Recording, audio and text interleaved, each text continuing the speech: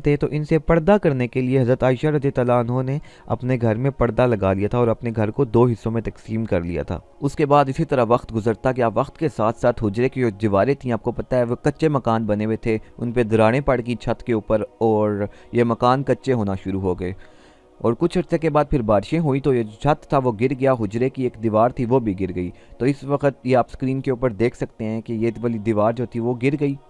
इस वक्त उमर बिन अब्दुल अजीज़ रहमतुल्लाह अलैह का दौरे हुकूमत था। इन्होंने जो दीवार थी वो काले पत्थर से, ये स्क्रीन के ऊपर आप देख सकते हैं, वो बनवाई। और फिर उसके बाद ये इस चार कोनों वाली हुजरे की दीवार के अंदर हज़रत सल्लल्लाहु अलैहि वसल्लम की कब्र मुबारक की हिफाजत के लिए ये पाँच कोनों वाली एक और जो थी वो दीवार बनवाई थी। वो इसलिए बनवाई थी क्योंकि खाना काबा भी मुकद्दस जगह थी, ये भी मुकद्दस जगह है, यहाँ पे नबी सल्लल्लाहु अलैहि वसल्लम की कब्र मुबारक है, तो लोग इसको मुकद्दस जगह समझ के इसका तवाफ़ ना शुरू कर दें। इस वजह से उन्होंने इसके पाँच कोने बनवाए थे, 1 2 3 4 और ये 5, तो 5 कोने थे इसके। उसके बाद दो यहूदी थे, उन्होंने ज़मीन में सुरंग खोद के नबी सल्लल्लाहु अलैहि वसल्लम की कब्र मुबारक तक वो पहुंच गए थे। तो उन्होंने ये इरादा किया था कि हम नबी सल्लल्लाहु अलैहि वसल्लम की बॉडी को चोरी कर लेंगे।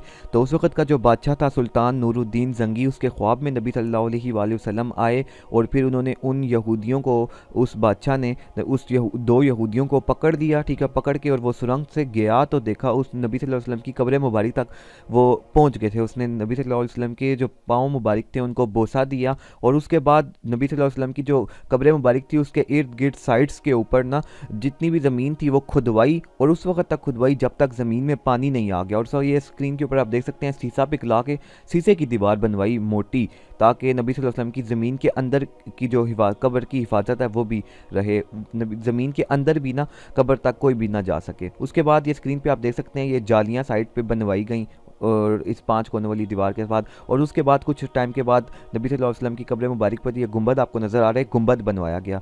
फिर कुछ अरसे के बाद आसमान से आसमानी बिजली गिरी और वो गुंबद जल गया, स्क्रीन के ऊपर आप देख सकते हैं। और फिर नया तड़पता है ये दिल मेरा, तरसती है मेरी